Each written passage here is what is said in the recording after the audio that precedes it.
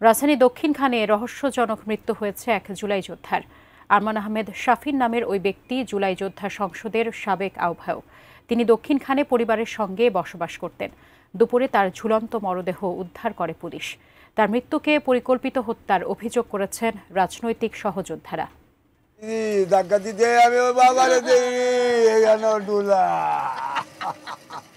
একমাত্র ছেলের মৃত্যুতে পাগল প্রায় বাবা মা। আমি জুলাই যোদ্ধা বাপ হিসাবে আমি ভিক্ষা চাই আমার ছেলেরে। জুলাই আন্দোলনে উত্তরা এলাকায় সক্রিয় ভূমিকা রাখা আরমান আহমেদ শাফিন ছিলেন জুলাই যোদ্ধা সংসদের সাবেক আহ্বায়ক। শনিবার দুপুরে নিজ বাড়িতে ঝুলন্ত অবস্থায় শাফিনের মরদেহ উদ্ধার করে পুলিশ।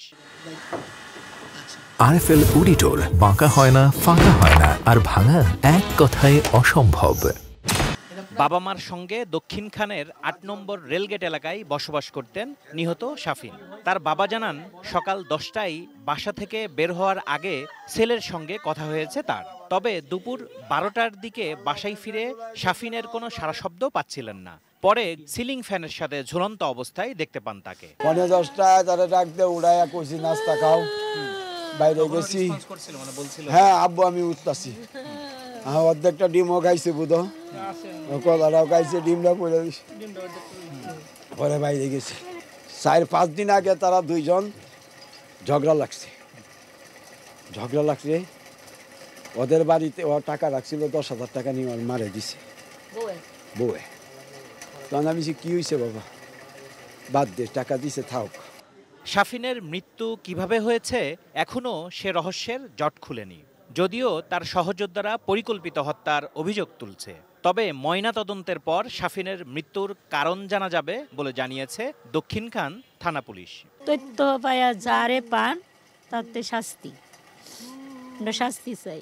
এখানে সে দাঁড়ালে সে তো আমার থেকে উৎসাহ ফ্যানের উপরে যাবে হাইট। তারপরে সে যেভাবে ঝুলন দিছে, সে ঝুলন হিসেবে তার হাঁটুটা লাগিয়ে রয়েছে। আর একটা মানুষ যদি মরে, আমার জ্ঞানে সেটা এখানে যখন খাদ্যনালীটা যখন বন্ধ হয়ে যায় তখন মানুষ মরতে পারে, কিন্তু ফিসেদে এটা হয়েছে। ফিসেদে যদি হাড় ভাঙে যেত মানুষ মরার কথা না। এখানে আমার একটু সন্দেহ। দ্বিতীয়ত তার যে পাওটা দেখলাম, যে পাওটা আঘাত মোড়াটা। আমাদেরকে ঘিরে নানান ষড়যন্ত্র চলতেছে দেশের বাইরে থেকে।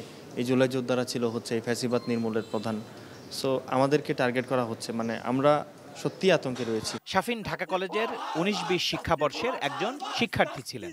শাফিনের মৃত্যুতে বিক্ষোভ করেছে ঢাকা কলেজের শিক্ষার্থীরা। Shekhar Azad, ATN news, Dhaka.